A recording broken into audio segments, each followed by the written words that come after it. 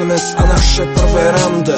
Prvý odkaz kytiť si a dúfam, že ho nájdeš, že mi za to stojí a že ich bude viacej. Cítim konečne po rokoch tú nesputanú nádej. Tancujem pri tebe, aj keď to vôbec neviem, no prísť do chvíle s tebou za nič na svete nesmiem. Veríš na príbehy, čo majú šťastné konce? Veríš na moje, ktoré ako tvoje točie? Klačím ti pri nohách a chcem počuť len jedno. Naozaj mám ísť do toho, tak sám seba premôž. Vedel som, že nebude to vôbec také ľahké. Odchádzam ku tebe, musím sa vrátiť naspäť. Vidím len prázdnstvo, nikde nevidím teba. Na stole papierik s nápisom prepáč. Ja tomu nechápem, skúšam ti zavolať, skúšam to dookola, no ty mi nedýchaš. Iba príbeh, nikdy už nepríde. Kto zabránil tomu, aby sa nemohli vziať? Teraz už je inde, už im to nevíde. Nikdy sa nesplní to, čo sa malo stať. Bol to iba príbeh, nikdy už nepríde. Kto zabránil tomu, aby sa nemohli vziať?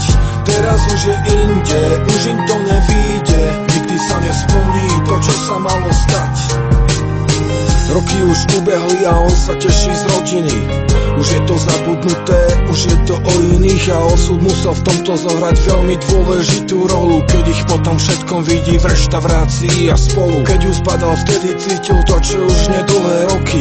Len tak tam sedel a nevedel, či má radšej odísť alebo sa opýtať na dôvod, ktorý mohol bolieť. Nechcel sa už zožierať, prečo nastal vlastne koniec. Tomu ruku potriasol jeho ešte malý syn. Vedľa neho stala, ktorá povedala áno s ním. On sa na ňu usmial, povedal jej poďme inám. Vedel, prečo odišli, bál sa toho, že by zlyhal. Vedel, že by prišiel o tých, ktorým dal už celé roky. Vymeniť to za niekoho, kto dokázal len tak odísť. To sa predsa neoplatí, iba ak tak bláznovi. Aj tak mnohí vedia všetko, čo majú zahodiť. Iba príbeh, nikdy už nepríde. Kto zabránil tomu, aby sa nemohli vziať? Teraz už je inde, už im to nevíde. Nikdy sa nesplní to, čo sa malo stať. Bol to iba príbeh, nikdy už nepríde. Kto zabránil tomu, aby sa nemohli vziať? Teraz už je inde, už im to